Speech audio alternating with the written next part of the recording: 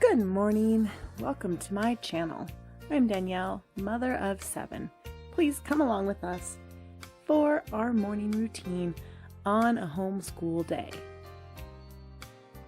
I guess I'll wear my mom uniform today.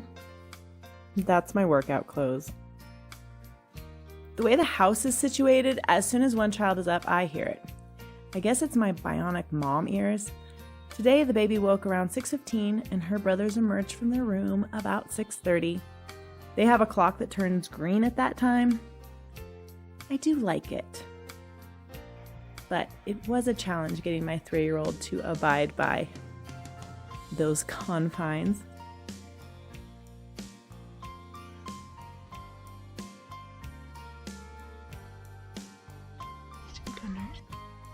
I took the time to read the Bible while I nursed my little bestie and get her dressed and ready for the day. We'll often nurse in bed, but since she woke up a little later than usual, I was already dressed.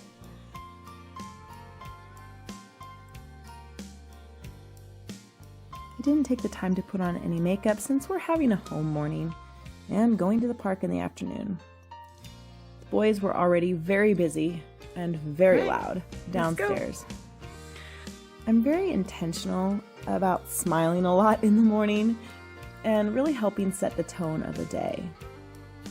Hugging them and just connecting with them a little bit.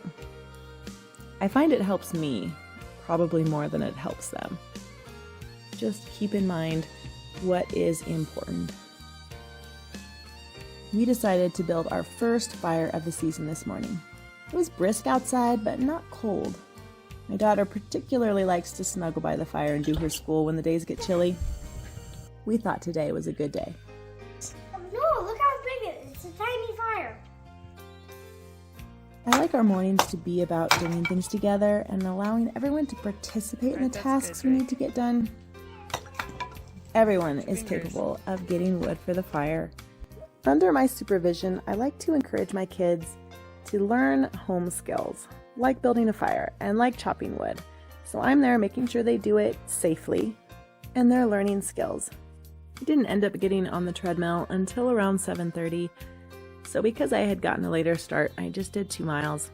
Oh my gosh. Oh, the gate's they're right shut. there. How did you get in? Oh, look at that. He's a handsome donkey, huh? How did you get in? He's handsome. We had a little excitement when we saw a donkey had wandered onto the property.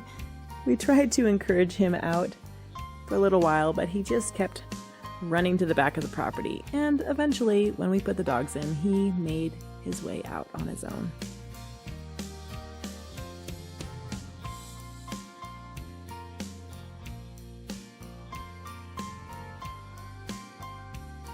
Yes.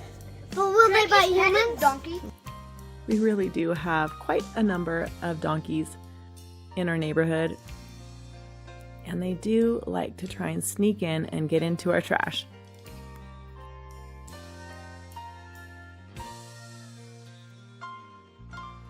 This morning we had a team meeting.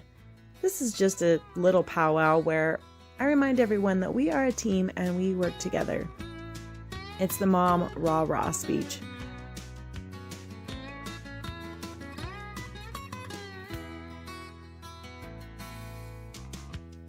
I've been doing chores a little differently lately. Since I found that the individual daily chores were getting left undone a little bit too much. The boys have to make their beds, get dressed, and tidy their rooms in the mornings, but then I look around and assess things in the house, and then I assign each a task.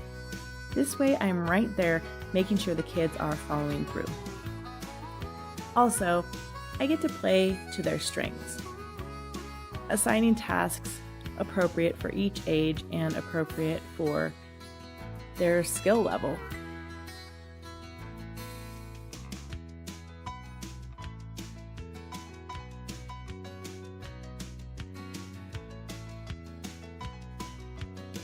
Let's talk about homeschooling with 7 kids.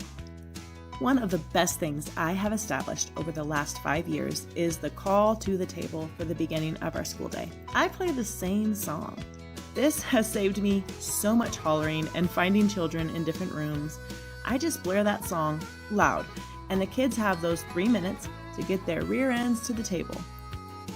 They can bring dot-to-dots or coloring books or anything but toys.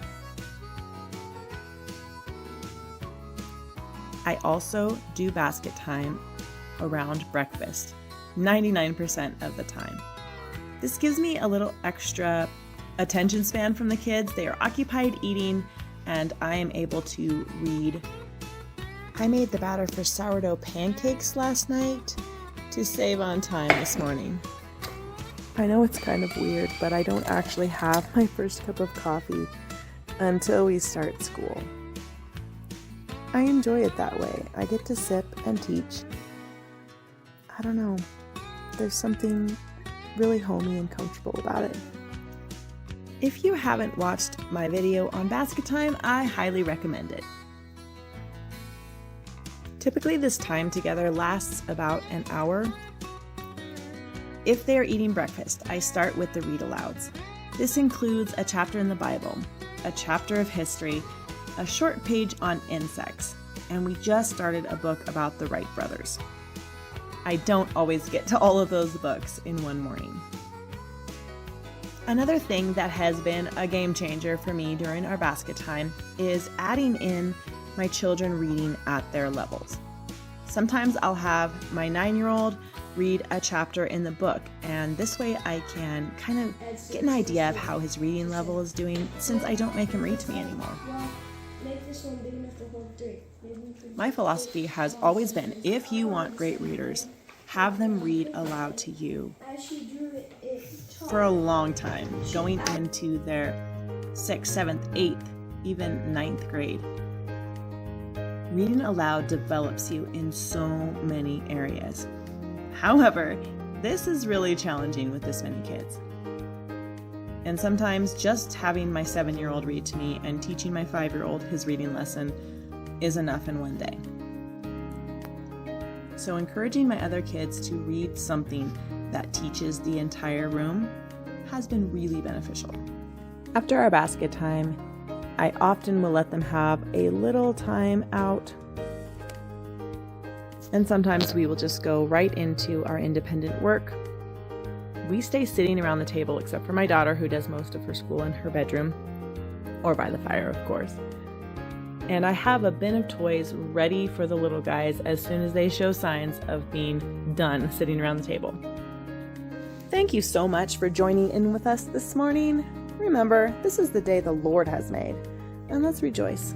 Let's be glad in it.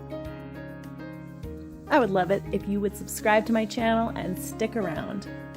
Remember, no one can mom your kids like you.